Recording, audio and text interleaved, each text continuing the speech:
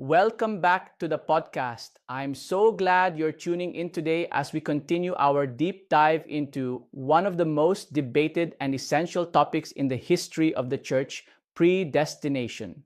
I am your friend, Dr. James.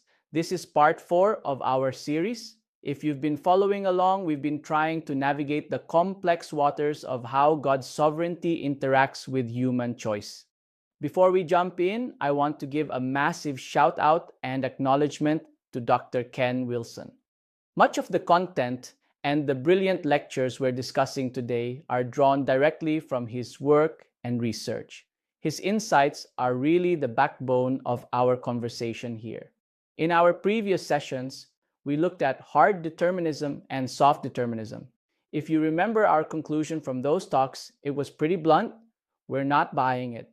We found some serious fundamental problems with both positions. So, today, we're moving on to the third major category, the indeterminist position. Specifically, we're looking at the views of Bruce Reichenbach. What is indeterminism?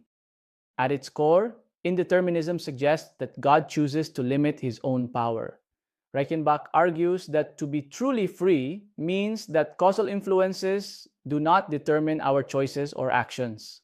Honestly, I agree with him there. He's making a solid point. He offers two main types of evidence for human freedom that I think we can all relate to. One, universal introspective evidence.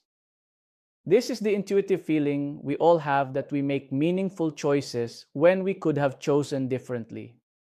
For example, I think about my own life. I could have chosen to marry someone else other than my wife, Leslie. That was a deeply meaningful choice. God didn't force me into that marriage. If we just look around, it's intuitive. We feel like we are making legitimate free choices. 2. Philosophical evidence, freedom, and culpability. This is the idea that we can't be held responsible if we are compelled. If another agent, whether God or another human, compels you to think, desire, or act, then you aren't truly free. I love that Reichenbach includes desire here. That's actually where Augustinian Calvinists like Feinberg try to do an end run to make their case, claiming God determines our desires. But Reichenbach stands firm. If you're compelled, you aren't free. Reichenbach gets off to a great start. He says on page 104 that God places obligations before us but created us free to accept or reject them. I'm with him. God has set up freedom as part of his sovereign plan for the universe. But then things get a bit spicy. Reichenbach argues that by granting us significant freedom, the sovereign God makes it possible for his authority and his will to be resisted. Now, the hard and soft determinists, the Feinbergs and Geislers of the world, are probably screaming at their radios right now. Oh my gosh, that can't be true. But I think Reichenbach is actually correct here, provided we define our terms. If we view will as God's desire, rather than his immutable decree or plan, then yes, his desire can be resisted. He supports this by looking at the Kenosis in Philippians. When Jesus came to earth, he limited his glory. He was still omnipotent, still part of the Trinity, but he restricted the manifestation of his power so he could walk among us without everyone dying on the spot. So, the idea of God limiting himself isn't a theological impossibility. However, this is where I have to start disagreeing with Reichenbach. He tries to argue that God limits his omniscience, his knowledge. He claims God doesn't know counterfactuals, basically what would have happened if conditions were different. But we've studied Samuel, Jeremiah, and Matthew. The Bible is clear. God does know what would have happened in what-if scenarios. Unless you try to allegorize those passages away, they are serious statements. So, contra Reichenbach, I don't think God limits his foreknowledge. The biggest red flag, though, is that Reichenbach leans into process theology. This is the idea that God's nature is actually changing or growing.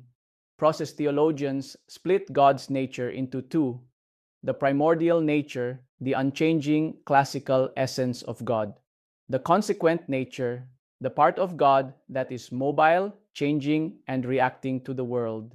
While it's true that God responds differently to different people at different times, saying his nature changes is a step too far. That's not the orthodox view of God. You can have a relational God without having a God who is maturing or learning. Reichenbach says something beautiful on page 117. God doesn't purpose or dispose every detail of human existence. I agree 100%. We don't serve a micromanaging dictatorial God. But then he says this means God's plans and purposes are sometimes thwarted. That is a problem. Here is the distinction we have to make. God's desires, what he wants for us, are often thwarted by our sin. God's plans, what he has decreed will happen, can never be thwarted. Reichenbach mashes these two together, and when you do that, your theology gets messy. The same goes for his view on time. He thinks God must exist within time to be meaningful. I'd argue God exists outside of time but enters into it to act.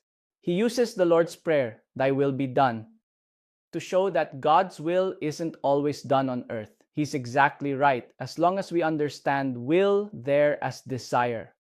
If every evil thing on earth was God's will in the sense of his plan, we'd be in a heap of trouble because we'd have an evil God. Before we wrap up, let's look at how the giants react to Reichenbach. Feinberg, the soft determinist. He objects that if Reichenbach is right, we can overturn God's plans. I actually agree with Feinberg's objection here.